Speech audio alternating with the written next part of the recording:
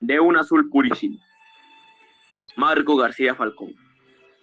Poco antes de entrar a la carretera a Verciers, la lluvia gris y abundante que mojaba la pista se convirtió en una terrible tormenta de nieve. Los envillones de la nevada hacían sonar insistentemente la lata de la cabina de carga, y la camioneta blanca, pintada con el logotipo Cerciux en grandes letras amarillas, derrapaba sobre la pista, que se iba escarchando con el polvo de nieve. Encerrados atrás, en una noche tan oscura como la de afuera, los pájaros chillaban enloquecidos a cada barquinazo que daba la camioneta. Ya entiendo por qué mi mamá me puso este nombre, dijo Paula, tapándose los oídos con las manos. Ivo, sentado al volante, no se volvió a mirarla, pero le prestaba atención. Esos pájaros no pueden quedarse callados ni un segundo, continuó Paloma, y menos todavía cuando algo los molesta. Son igualitos a mí. Ivo la miró de soslayo.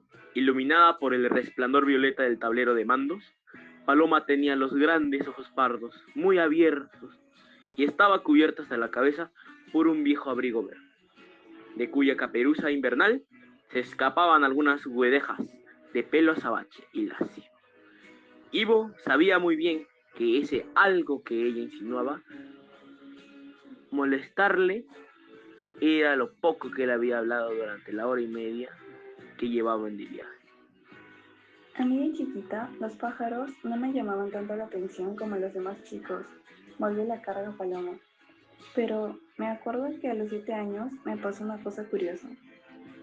¿Qué cosa?, preguntó tímidamente Ivo, cediendo un poco mientras se internaba en una zona donde los árboles, bajo la nieve, adquirían formas fantasmales. Ahora el bullicio de los pájaros se confundía con el silbido del viento helado, y a medida que avanzaban, parecía acompasarse los sacudones de la tormenta contra el auto. Y yo estaba muy triste porque mi abuelito se había muerto, dijo Paloma. Mi abuelito era un gran tipo, me entretenía con actos de magia. Te juro que no sé cómo escondía las monedas y luego las sacaba por mi oreja. El pobre se murió de una colitis o algo parecido.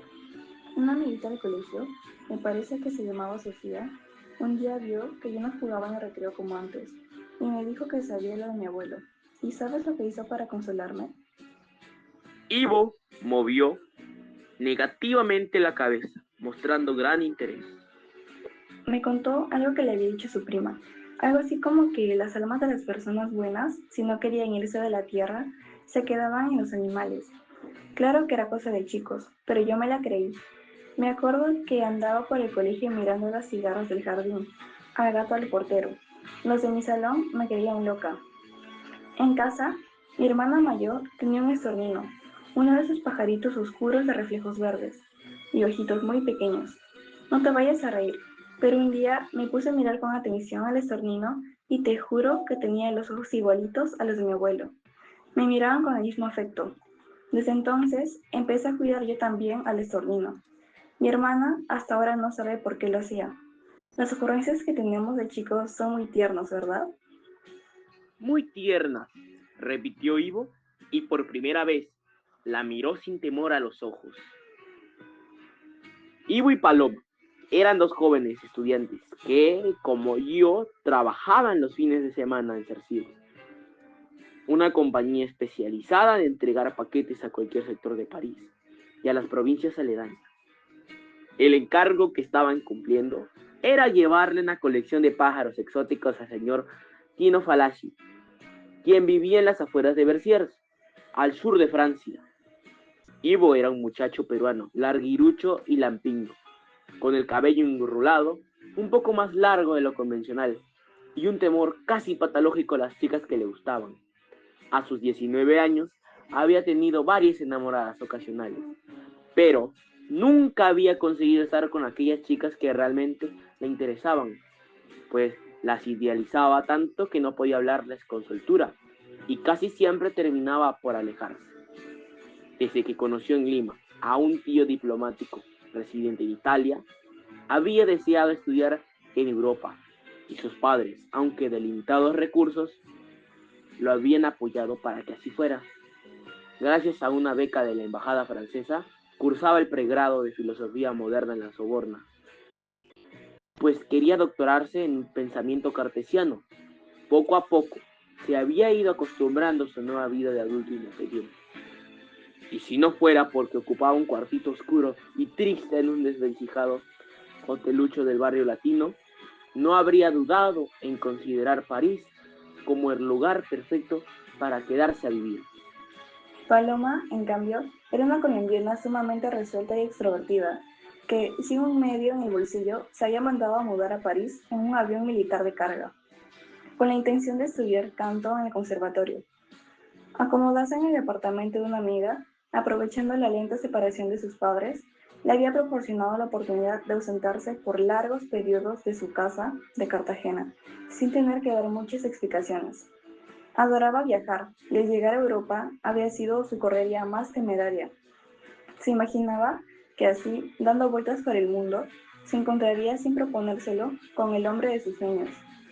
Tenía 2 años más que Ivo, pero por su manera de ser y de vestirse parecía de 16.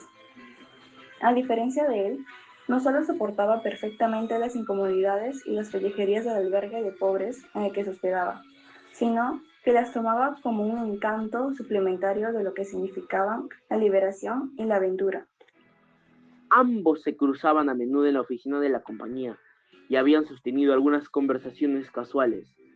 Cuando los conocí, yo recién había entrado a trabajar a la empresa y para nadie del personal era un secreto que se gustaban. Por eso, Lucía, una amiga común de los dos en Sersiux, había hecho los arreglos necesarios para que hicieran juntos este envío.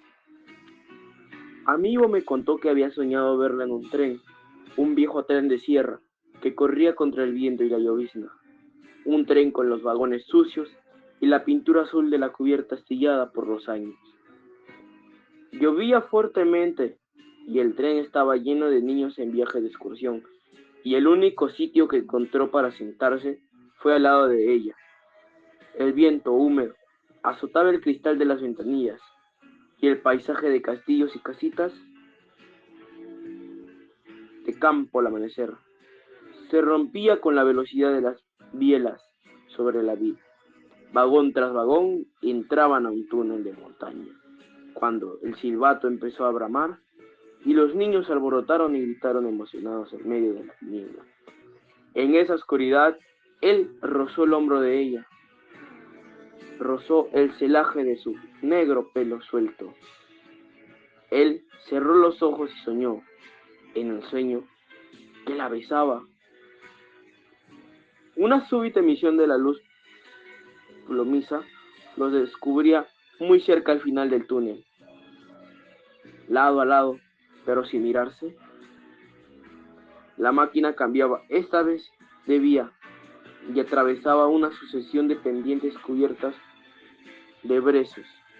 Era otro túnel que se abismaba. Era otro grito sostenido.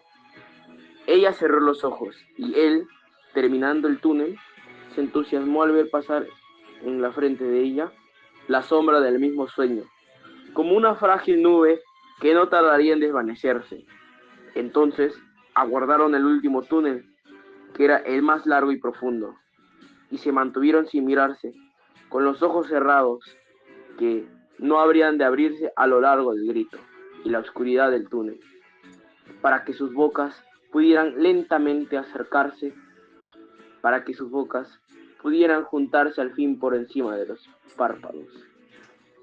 La camioneta se detuvo en un recodo de la carretera.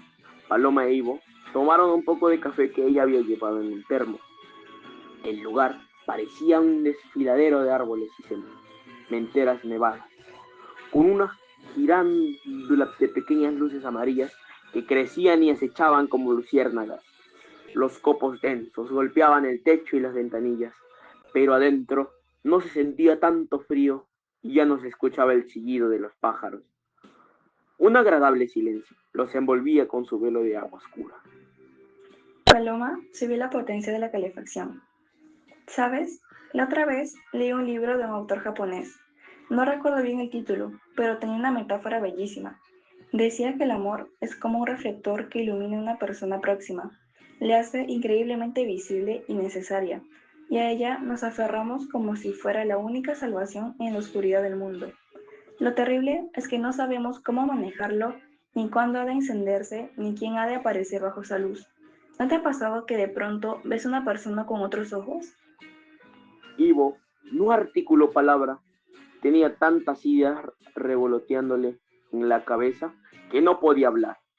Su mirada se concentraba en un punto fijo de la expansión irisada de la nieve, pero tras un instante de silencio habló.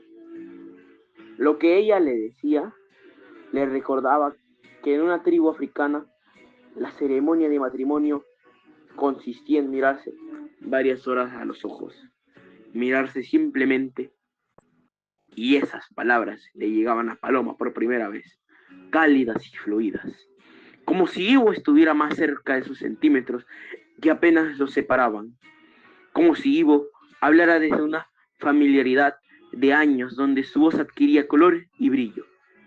Suspiró Paloma, ofreciéndole una mirada dulce, que ahora él no rehuía, sino que le correspondía sin intimidarse. Entonces la mano de Ivo flotó pálida en la penumbra.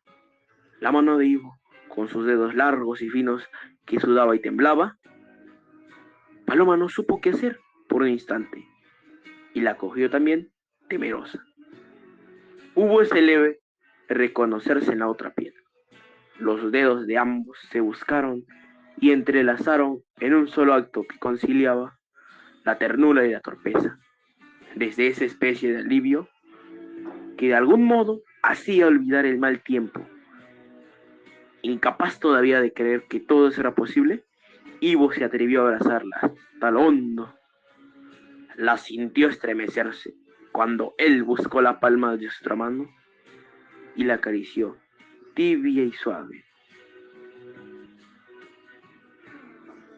Permanecieron abrazados unos minutos, mirándose fijamente a los ojos, hasta que Ivo se tragó el resto del miedo y cogió con ambas manos el rostro de Paloma. Fue palpando y besando con cuidado el nacimiento de su pelo, escondido tras la caperuza, la tersura de su frente inclinada, los párpados cerrados, donde se asentaba una especie de resplandor ambarino. Todo lo demás fue unirse acercando de pocos, entrecerrar los ojos y abandonarse a un lento pliegue de caricias y labios, crispándose, calor y ternura. El vértigo, el frío allá afuera, el impulso de algo abierto a un instante inacabado, y sin presente, la sensación maravillosa de que estaban acostados sobre una cama de nieve, de que la casi granizada golpeaba el techo y las ventanillas, solo para recordarles que el mundo existía. El señor Tino Falacci, el cliente a quien iba dirigido el envío, era un pianista excéntrico y millonario. Vivía en una mansión encastillada entre dos laderas de montaña, al borde de un hermoso estanque de nenúfares. Su carrera de intérprete había sido desde temprano brillante y tumultuosa, tanto en su natal Italia como en toda Europa. Pero de un tiempo a esta parte, escuchar un concierto suyo se había vuelto un raro privilegio. La bisnieta de la condesa Savagne, para llevarlo a una audición privada en los salones de su palacio, había tenido que aceptar que tocara en la única forma en que podía sentirse en verdad a gusto, completamente desnudo. Envuelto en una larga bata de seda azul, paseaba constantemente su pálida figurilla de rubia cabellera desgreñada por los ambientes de su mansión, mientras una corte de 9 perros chinos lo seguía repitiendo sus rápidos movimientos. En la primera planta había hecho tapizar con estructuras de vidrio las paredes de la sala, desde el piso hasta el cielo raso, como si todo fuese una gran pecera en la que nadaban peces de misteriosa procedencia. Alguna vez, según él mismo, me lo confesó meses después, se había imaginado, en el momento más lírico de una borrachera, dentro del enorme acuario, boca arriba, estremecido de ojos y de sargazos, ondulando hacia lo profundo de la cerrada noche submarina. Allí también estaban, dispuestos a lo largo de un pasadizo, los trabajos de sus amigos ingleses de la Royal Academy. una rosa negra de los vientos encerrada en una urna transparente, un ángel de cera con las alas cubiertas de un polvillo dorado, y la pintura de un inmenso corazón humano desde cuyo centro miran dos ojos taciturnos. Pero lo que para ella representaba un inigualable deleite visual era recorrer las instalaciones del segundo piso. La escalera, los marcos de las ventanas, las paredes, los muebles, los artesonados que se elevaban por encima de los 2 metros de altura, todo estaba hecho de cristal, un cristal translúcido y facetado que rutilaba en las noches y espejeaba contra el sol del mediodía como un diamante gigantesco. Confinado por voluntad propia en su mansión, tocando una noche cualquiera un melancólico piano Bernstein hasta el amanecer, Tina Falaci llevaba una vida contemplativa y como desasida de la realidad, a no ser que se apreciara esa persona que le ponía en orden el mundo y que era el gran amor de su vida, François. Paloma frotaba cariñosamente su nariz contra la de un Ivo dormido. Es el beso de los esquimales, sonrió Paloma. Cuando él abrió los ojos, también sonriente en la claridad azulada, que, ni bien acabó de nevar, proyectaba una luna enorme sobre el parabrisas. Muy poca gente lo conoce, explicó Paloma. Será nuestro beso especial.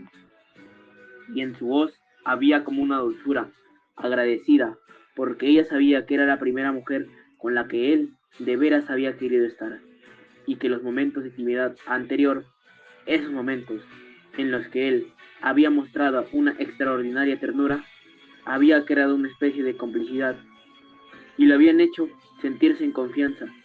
Se miraron en silencio durante algunos minutos, frotándose a cada tanto las narices, pero de pronto Ivo advirtió que había pasado por lo menos 2 horas desde que se habían estacionado.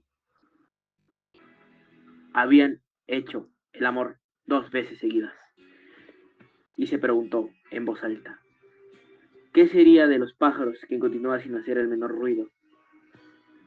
Ivo sacó la linterna de la guantera y caminó con Paloma hasta la cabina de carga de la camioneta. A la luz de la luna, la nieve que cubría la pista daba la impresión de ser cremolada de vainilla, excesivamente congelada. Al menos, eso le pareció a Paloma. Ivo abrió las puertas posteriores.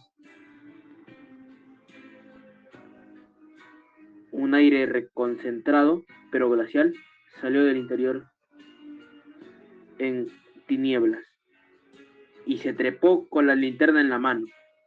La amarilla luz circular, como una pequeña luna llena, iba iluminando de arriba abajo las jaulas de metal superpuestas en las que se encontraba toda clase de pájaros, pájaros diminutos, pájaros de pecho coloreado, pájaros con capirote, se encontraban toda clase de pájaros, pájaros diminutos, pájaros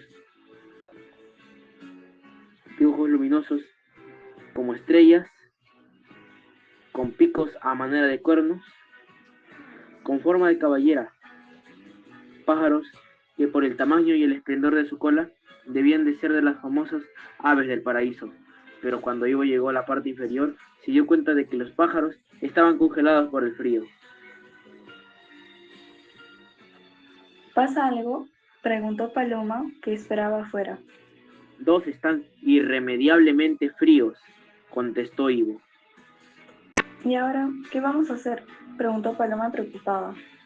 No sé, dijo Ivo, tendremos que dejarlos por aquí. Si no, esto va a oler feo. ¿Y qué le vamos a decir al dueño? La verdad, todo el mundo sabe que con el frío que hace por estos días puede pasar cualquier cosa. Ivo puso en unas bolsas plásticas los pájaros congelados.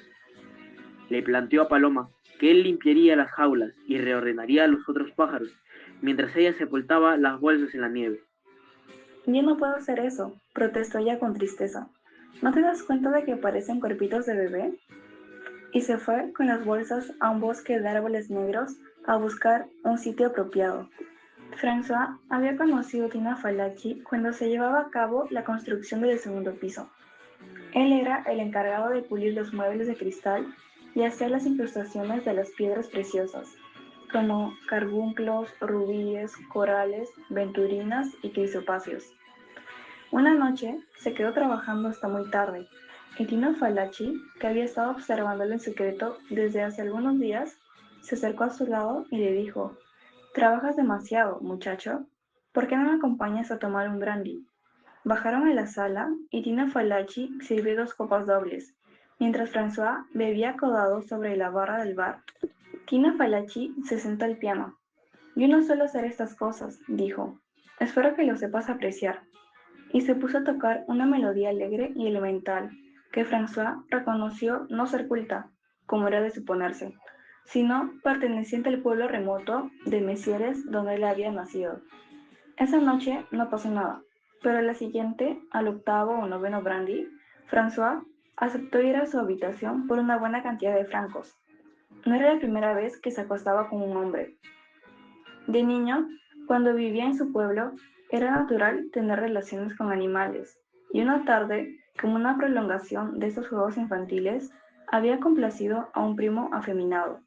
A Tino Falachi le encantaban su cuerpo fuerte, sus manos simples y rudas de campesino, aunque no así su habla insustancial y cierta falta de urbanidad. Le propuso, de todas maneras, que se quedara a vivir con él, como administrador de la mansión. Nunca antes le había hecho a alguien una propuesta de ese tipo. Sus amantes casuales se lo conseguían sus amigos artistas por una noche o dos. Pero a este muchacho le parecía algo especial, y si bien no lo decepcionó, pues pronto se acostumbró a atenderlo, a celebrar sus manías y a cumplirle sus más disparatados deseos. La verdad es que François se fue quedando a lo largo de esos 2 años solo por dinero, movido por una ambición profunda, pero sutilmente encubierta por una careta que podía parecerse mucho al amor. Para esta medianoche, por ejemplo, había mandado preparar una cena especialísima por su cumpleaños número 55. Hojaldre de pescado, almejas con caviar, mejillones a la marinera, pierna de cordero asada con alubias y pastel de limón cubierto con almendras picadas. Después de varios llamados, Tino Falachi salió de su habitación envuelto en su bata, al parecer algo mareado por los brandis que se había tomado solo a manera de celebración adelantada. «Oh, por Dios», exclamó, asombrado al ver la mesa servida. «Ya me imagino cuánto habrá sufrido para hacer esto». François percibió en su voz un leve rastro de ironía. «Quiero decir que para un pueblerino como tú no debe ser nada fácil ordenar una cena decente», recalcó mordazmente sin mirar a François, para quien la escena empezaba a resultar incómoda. Luego, sin sentarse, cogió un mejillón, lo probó, hizo una mueca de desagrado y arrojó la comida al piso. Hice exactamente lo mismo con el pescado, y también con las almejas, y también con el cordero. Iba a picotear el pastel cuando François, furioso, le apartó la mano, la bofeteó y lo envió de un violento empujón al piso. Ivo y Paloma orinaron, compraron cigarrillos y llenaron el tanque de gasolina en una estación de la carretera. Habían pasado por las campiñas desiertas de Lyon, donde la repentina mansedumbre del viento entre los pinos nevados hacía presagiar un viaje más relajado. Sin embargo, cuando llegaron a la provincia de Saint-Étienne, se reinició la lluvia gruesa y ruidosa. El aire azul oscuro se sentía por momentos cargado de electricidad y presencias imantadas, y lo único que a veces se vela por el parabrisas,